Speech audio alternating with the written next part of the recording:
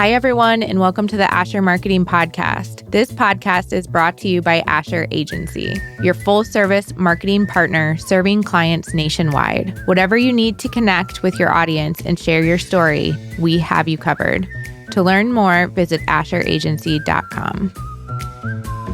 My guest is Jason Minich. Jason, how you doing? I am great. How are you today? I'm doing great. It's been a long time since we've seen each other in person. I don't even remember when it was. I couldn't tell you, but it's been too long either way. For our loyal listeners, there was a time when I would do a little PR for Jason, and he would try to get me in shape. And I use the word try. I was a runner, but the strength stuff was tough for me. Just like, I think if I remember, I was trying to convince you to do a 5K, and you were like, that's never going to happen. Hey, I'll see you there. Yeah. Have you done one since we talked? I think I've done one, okay. But it's not my favorite thing to do. But you did it. You did it. You can put it in the record books. Yeah. All right. Yeah, but I think it might have been 15 years ago, at least, that we were having those conversations. Time flies, man. Yeah. Wow. Well, and you are still with the same organization, running the same organization, Catalyst Fitness. We're going to get into all that in just a minute because you have some new exciting stuff going on there. But I want to start a little earlier than that because you're one of the few guests, Jason, we've had who it at least appears that you kind of knew what you wanted to do when you were young, and you followed that path. A lot of our guests think they're going to go in one direction, they go in a wildly different direction. But you studied wellness at Taylor University, correct? Yep. And tell me when you knew that was the path for you. How young were you said, here's where I want to be? I mean, so the medical health wellness world always intrigued me growing up. Yeah. You know, and there was probably sometime mid-high school, I got the notion that I want to be a doctor. You know, I want to be in medicine. I want to help people in that kind of way. So that was kind of the direction I went. Yeah. Played sports, had an opportunity to go to Taylor University, played football. Played football there. Started off pre-med, but pretty quickly got to the realization that I just don't want to work with people after they're sick. And that's so much of our society is reactive. Yeah. I mean, I do, and I enjoy that just as much, but I really wanted to be on the preventative end of the spectrum. Yeah. Feel like I could make more of a difference there. And so I pivoted pretty early on to the wellness program at Taylor, which then there was only 4 of us in the major. Oh, wow. It was pretty new. Yeah. I mean, people pursuing a degree in that type of a field was pretty new. I mean, most people would continue on to get into physical therapy or something like that. But I knew I wanted to be more in the exercise, nutrition, coaching world. Didn't know where that would lead at all. You know, and even now, though, but yeah, you're right. I'm one of the few people I know that am still using my degree in some capacity, which is kind of strange. But and am I correct that your first job out of school was at Gold's Gym? Yeah, I was still in college at Taylor that last year, and I was driving back and forth to the Gold's Gym. It was here in Fort Wayne. And that is Times Corner area. Do I have that right? Yeah, it was where the same building that Mitchell's is in now there. And it was on the other end. I think there's a thrift shop there now. I don't think we knew each other then, but I worked out there for a couple of years. Yeah, so that would have been right around 2001, 2003. Yeah. Right around there. So, and then you decide you're going to do your own thing. How does that come to be? Well, Gold's closed. Yep. That'll do it, right? And I had to figure out what to do, right? So I had already worked my way up within a year and a half to be an assistant GM at Gold's and overseeing the memberships, learning a lot there, still personal training full-time, and I wanted to continue that. So initially partnered up with another individual and started a different place and started that for a couple of years, was doing that. Learned a lot of lessons at a young age on, business and what to trust people with and not, and had to pivot yet again. And I tell my kids all the time, it's okay to change your mind or switch course. You're not locked into something. But walked away from that and started Catalyst in 2006, and initially was just the goal overall, the overarching goal is just to move the needle on health and fitness in Fort Wayne in any way I could. Yeah. So the easiest initial path was personal training, continuing working with people. I didn't have a physical location at that point, so I was doing in-home training and lugging around a pair of dumbbells to people's houses and continuing on that. So and just building relationships, and that's just how it launched. So at one point you had a space in Wildwood Racquet Club. That's where I think it's the only time in my life I've ever done more than about 20 consecutive push-ups. And I think either you or one of your trainers got me to do like 75 in one sitting, which now seems like a different That's planet. pretty good. Well, it was a different day for me. But, what I loved about it was the accountability. Because, I go to the gym and I do what a lot of people do. I don't want to say you go through the motions. You want to push yourself. But you're never going to push yourself as hard as if someone is there by your side, right? Yeah. So at Wildwood, you're there for some time. And eventually you start branching out and into some other locations. So today you're at Trier Road. And downtown. Anywhere else? And Southwest on Getz Road. That's right. Yeah. Okay. How are you managing 3 locations? I don't know that I am. It's a challenge for sure, but the only way I could do it is with good people. Surround myself with good people who could do it better than I can, and hope for the best. But, I spend most days juggling about 10 balls in the air and try not to drop them. And when I do, I forgive myself for that and move on. And, but, it's never been a goal of having a certain number of locations or being a certain size. It's just been what makes sense as the next move and what can we do that will have a best impact on people. So let me dig into that a little bit. Why is that it's going to sound obvious to you, but why are you so passionate about it? I mean, when you look around today, I don't think we as a society, and I don't mean just locally, I don't think we've ever been less healthy. I don't think we've ever had more excuses to be sedentary. I don't think we've ever had an easier time making the wrong choice. What drives you despite all those obstacles? People, I mean, so that's a great question.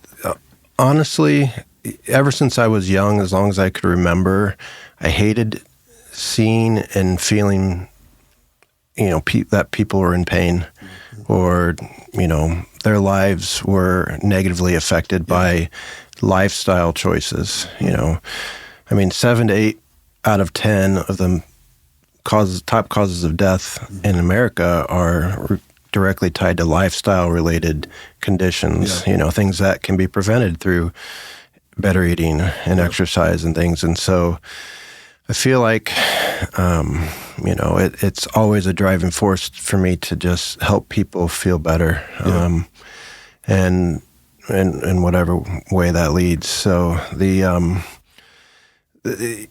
one of the biggest things that connects all of us is no matter what you do for a living, no matter who you are, our health and our fitness is a common thread that will ultimately affect every single one of us at some point or another. We will have to reconcile with our life choices at some point. And, if someone can enjoy some more time with their family, or they can not hurt as much and wake up having good energy, or not have to sell their business because of poor health, whatever that may be, if I can play a small role in that and our team can play a small role in that, then, I find that's success. Well, this is kind of high-minded, but I genuinely believe it. I think it's the most important work you can do. I mean, I tell people all the time, I don't always abide by this, and I'm trying to do better, but I say to people all the time, I'm like, my first priority is not my family. They say, oh, it's not your family. What is it, work? I'm like, it's not work. It's health, and I include mental health in that. Because if I don't have that, I'm not going to be much good to anyone else. I mean, the things I mentioned are a very close second and third, but without the first one, you're not going to be able to deliver in the same way you can when you're at least in moderately good health. Yeah. I mean, it's the best thing you could do for yourself and everybody else around you, for sure. Yeah. So let's say you're talking to someone who, through, just the circumstances of the way things are today has fallen out of good health. What would you say to them to encourage them to get back to a place where maybe they feel a little bit better, maybe not transforming themselves, but maybe, over the course of 6 months, they feel 10 to 20% better? Well, first off, you're not alone. You don't have to do it by yourself. And there's a lot of great resources, other gyms, trainer, whatever it may be, medical professionals in this community that can all be helpful. So one, it's not alone. You're not alone. Two, you have the tools by yourself, even though, to make a difference, because you can. One of the most accessible forms of exercise is walking. And if you can't walk, sit in your chair and raise your arms and do some things there. I mean, you can always do something that's a little bit more than what you're currently doing. And that was, so I was very lucky. And I used to have a radio show years ago. I don't know if you remember that. I do. Which was fun. And I loved meeting people and stuff. But one of the unique chances I had was I had Jack LaLanne on the show with me back before he passed away, like 2008, 2009. I mean, one of the biggest legends in fitness.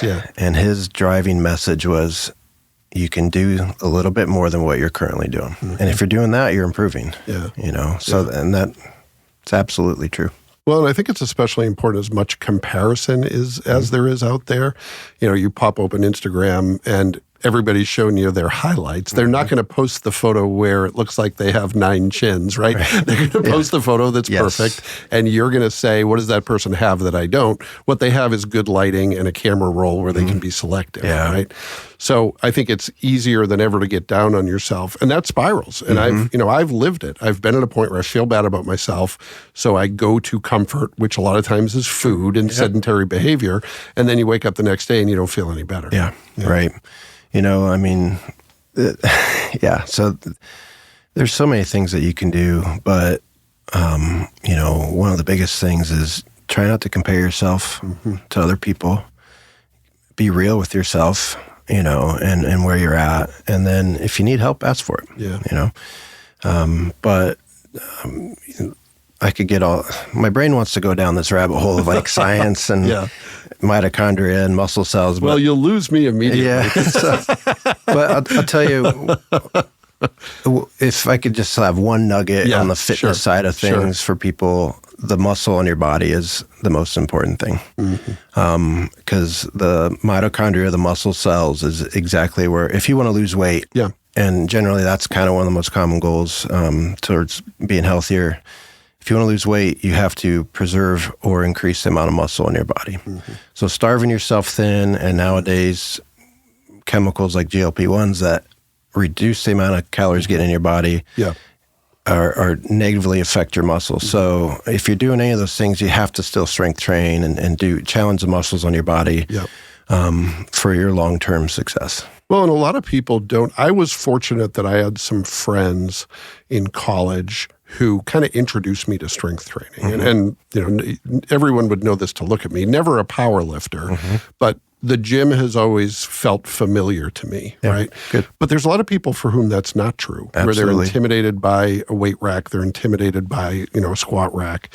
What's a good first step for someone to take if that's the case? And, when they go to the gym, it's more the cardio machines. Not that there's anything wrong with that, but how do you make that leap from cardio training to something where you're really building that muscle?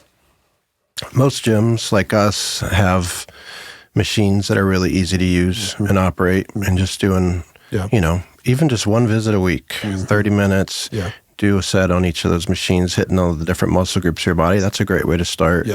But beyond that, most gyms, and definitely us included, we have trainers that will do a free, we do a free kickstart session if you join. So our goal is not to sell somebody personal training with that. Our goal is to set you up for success on your own. So kickstart your membership, learn about your goals, do some goal setting.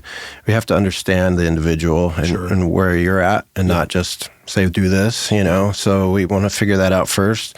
And then from there, during that session, we'll take you around, introduce you to the equipment, show you how to use it. Whatever you need to be the most successful in those early steps, the better. I mean, we know with the data now, 20 years of information collecting, that if someone doesn't use their membership early and often and create that habit, they're not going to, the chances of them canceling their membership are great. Yeah. Now, we want people to keep it because we know that's their tool to get the results that they want. But we find that the most common reason is just non-use. And we find that the most common reason for non-use is not getting in early and taking those first steps. Yeah. So well, and it's I've experienced it firsthand that your people are there to help. Yeah. It's not a space to work out in. It's a community where you're going to get that help. I am probably notoriously bad at deadlifts, and even I feel it. I'm like, well, I don't want to ask because I don't want to seem like I know what I'm doing. Sure. And everybody's looking at me going, that guy doesn't know what he's doing. So I'd be better off asking for help. And I think that's true of most people too. Yeah, I think most people in their head think everybody's watching them, and most people don't realize that nobody's really paying attention to what they're doing. They have their own stuff. Yeah. So let's talk about a move you recently made that is a little bit of a comeback story, is bringing a fitness location back downtown. Because you originally had opened up in the Anthony Wayne building. Was it 2019? We were open in 2015. 2015, okay. All right. And then 2020 came. Yeah. And that changes a lot of things for a lot of businesses. Yeah. Okay, I'll tell you the story. Yeah, all right. Yeah, so we had went down, opened that location. It was going fairly well, and we were pretty happy with it. But then COVID came around, and that location was uniquely affected because being in the downtown location and nobody was working downtown. So our membership bottomed out to almost nothing. Yeah, and to put some context behind that, if someone's brand new to downtown Fort Wayne, there was very little residential at that time in downtown Fort Wayne. If you were coming downtown, you were coming to go to work. It's a lot more residential now. Yeah. I think there's less businesses, offices being full or whatever, but there's definitely more people overall. So anyways, we after about a year of racking up debt, I just pulled the plug on it. Yeah. It's a business decision at that point. It was, and the fitness industry, I'm sure everybody has a similar opinion, but the fitness industry, I feel like, was uniquely affected in a bad way because it wasn't just when businesses were told to be closed or quarantined, any of that stuff. It was a couple years of getting people to be comfortable coming back again. And fear of being in gyms. Gyms were mentioned always as the unsafe space to be during the pandemic. Yeah. And that stuck with a lot of people mentally. So, anyways. It's also a super convenient excuse if you don't want to work out. Yeah, it sure is. Yeah. So, but the space sat empty then for 5 years. Okay. Maintain relationship with the landlord, and about 80% of the equipment was still sitting down there. Oh, wow. Okay. So to open a place or to reopen, and I got to the point where I was like, look, we still have this debt from COVID. Why not get this place back going if we can and help generate income for that? And then had a conversation with the landlord, and he was very, very kind, and I'm very grateful to even be considered to allowed to come back.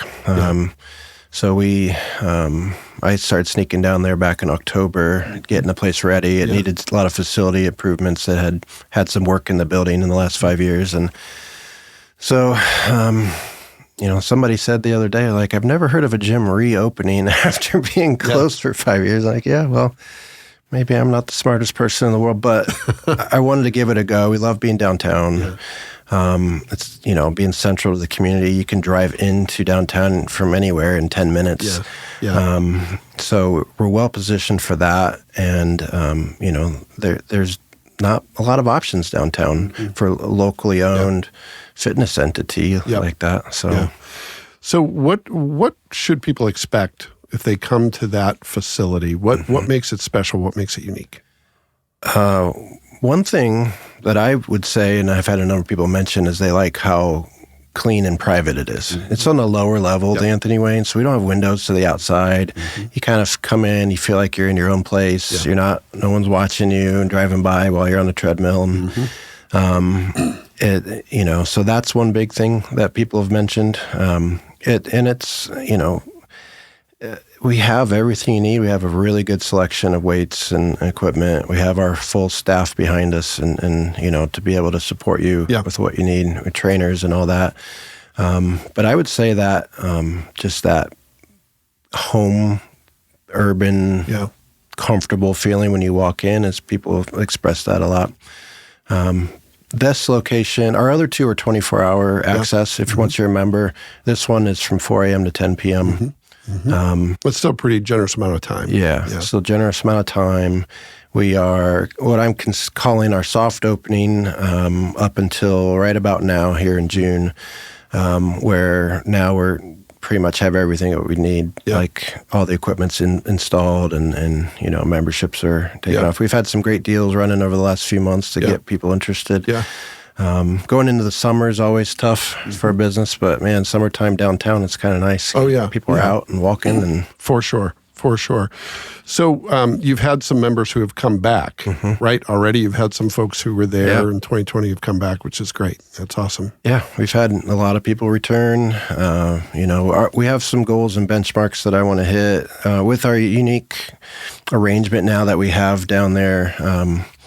As far as rent and everything, it's really given us a nice long runway to ramp up, a lot of freedom to build that membership base. And so that's one of the big things I'm grateful for. But, we're not looking to have thousands of members down there. We're looking to just be a good active player in the community. And if we can have a few hundred members that really enjoy it, we're happy. And I'm going to give you a leading question, but I think I know the answer. It is possible to get a workout in on your lunch break, right? If you work downtown. We're taking a quick break from our episode to talk about something that can elevate your brand to new heights: digital marketing. With a team of creative minds and strategic thinkers, Asher specializes in everything from eye-catching ad campaigns to social media management and website design. Visit AsherAgency.com for more info.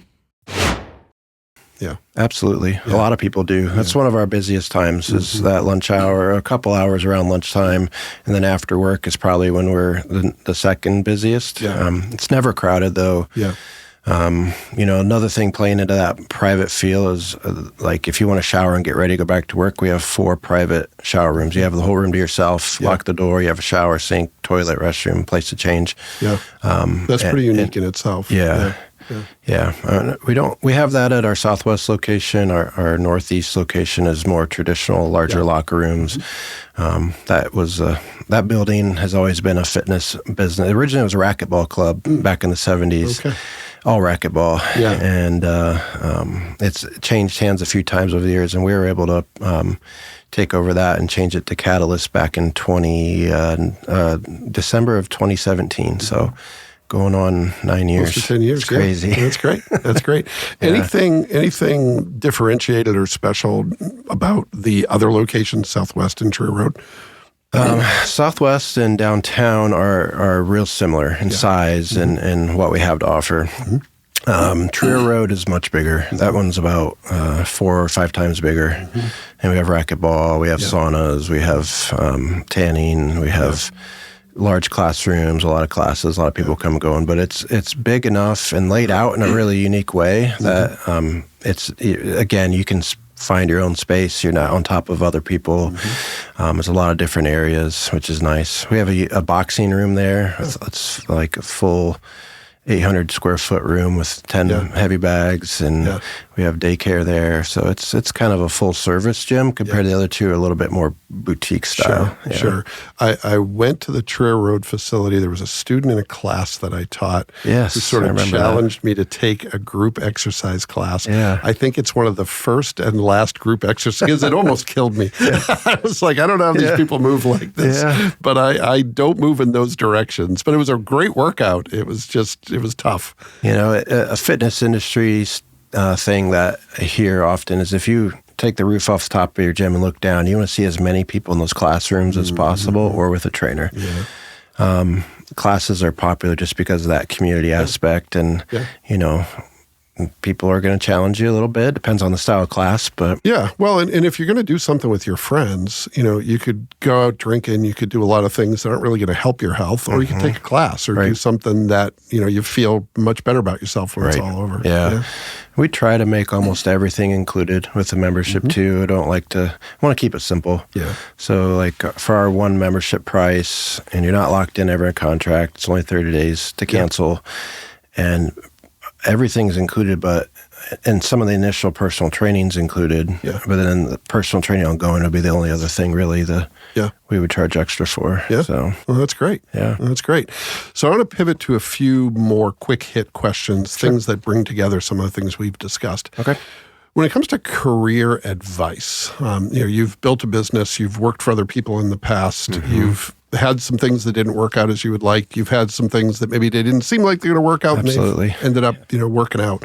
What's your best advice in all that? Maybe if you're talking to your kids and you're saying, here's how you build a successful and fulfilling career, what might you say?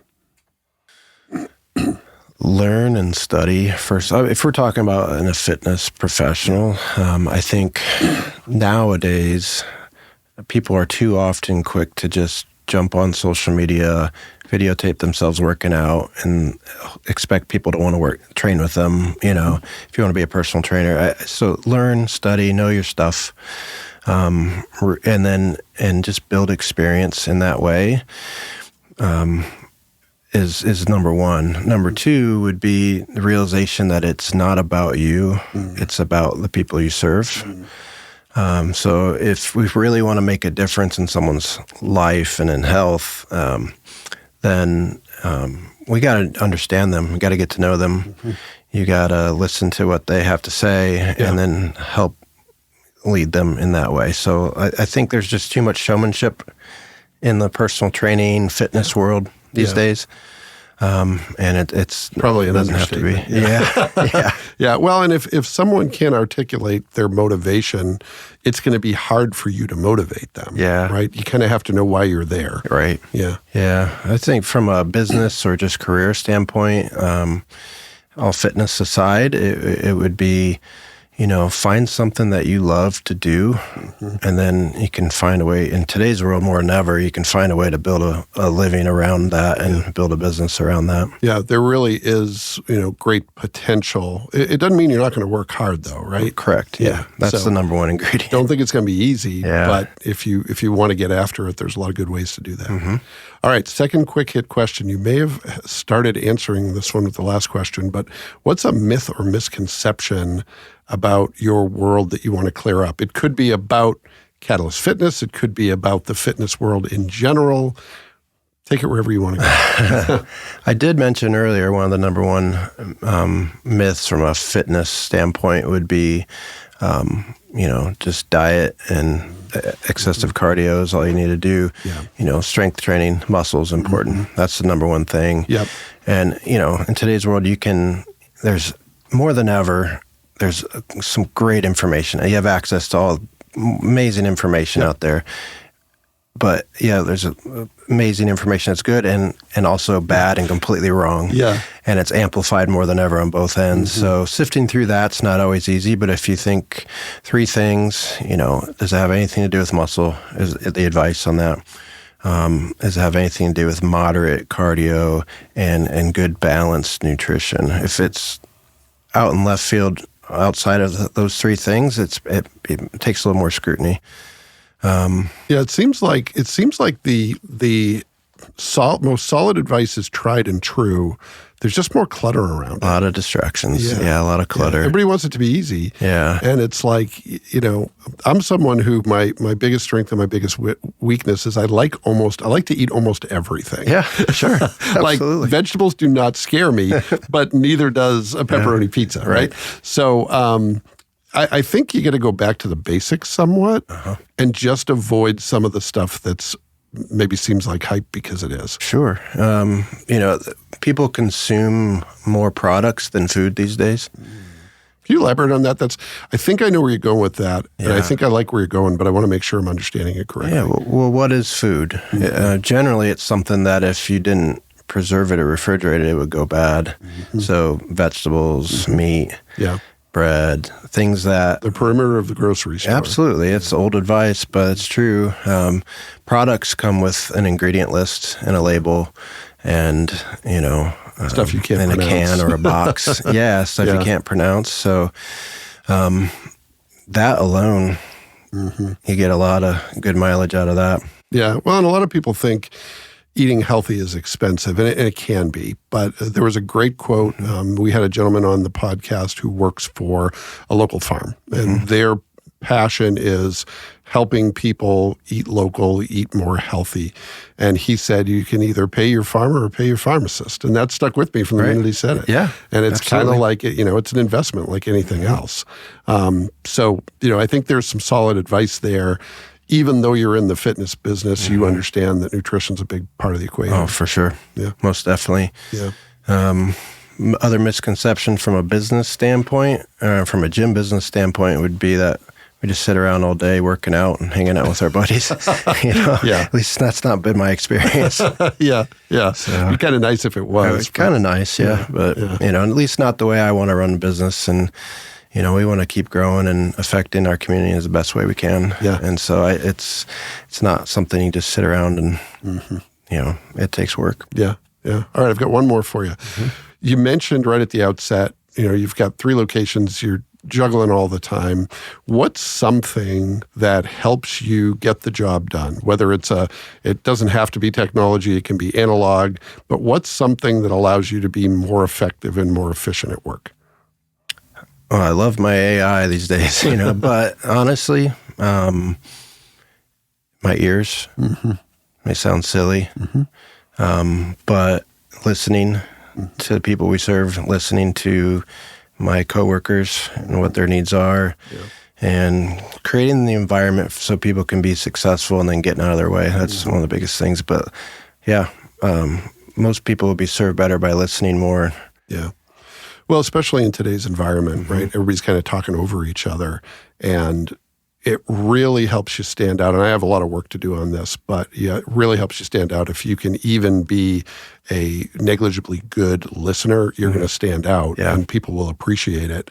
And if you're in leadership, it's critically important. People.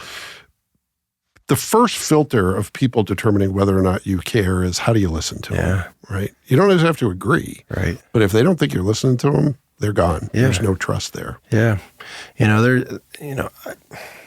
We've done some walking challenges with some companies in the area, and I looked at it from a fitness standpoint, but one of the biggest takeaways I had was people shared their experiences like, hey, I walked a mile with my coworker today and we had conversations. I didn't know this about them or my neighbor. Yeah.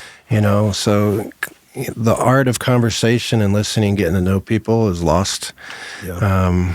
And so, whether it's in a work environment or personal, I'd like to think I know everything. My wife says I think I do, but apparently the more I listen, the more I realize I don't. Yeah. Well, I want to give a shout out to piggyback on something you said. For people who work in an office environment, every now and then do a walking meeting. You're not going to be distracted by phones and screens. Maybe you're more talented than I am, and that's not a high bar. But I can't really walk, talk, and do a third thing. So the conversation is generally better. Of course, the weather has to be right. It can only be a small group.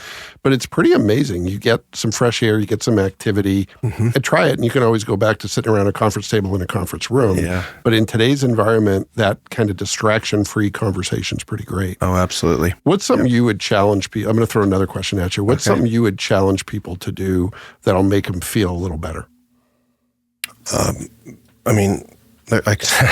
could go all kinds of directions with that, but one thing, we just talked about it, is walking.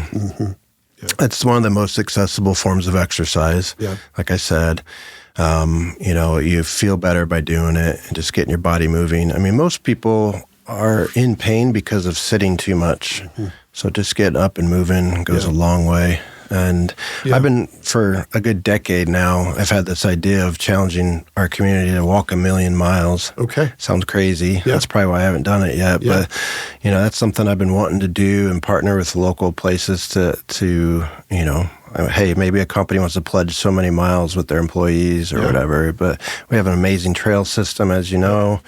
There's a lot of places that people can get out and get moving. So, it'd be kind of a fun challenge to do. Well, and it sounds daunting, right? But when you break it down, so the challenge I'm doing right now is I'm trying to walk 4 million steps in the course of a year. Yeah. I don't know. I'm not smart enough at math to do the translation from steps to miles, but if you just do your piece of it and do it at work, do it with friends, do it in a way where, it compounds, that's where the magic really happens. Yeah.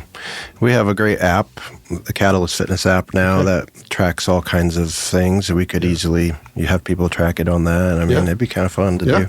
Yeah. All right. So Fort Wayne, there's your challenge from Jason Minich. Starts today, and the weather's decent. Yeah, it's beautiful out today. Yeah. Well, there you go. Well, thanks for doing this. It's great to reconnect and hear more about your story. Absolutely. I appreciate it. Thanks for having me. I appreciate it. Yep, and thanks to everyone who took the opportunity to listen to this episode of the Asher Marketing Podcast. We'll be back next time with another great guest, and we hope you'll join us then. Thank you for tuning into the Asher Marketing Podcast. We hope that you found today's episode insightful. If you enjoyed the show, please subscribe and leave us a review on your favorite podcast platform. It really helps us grow.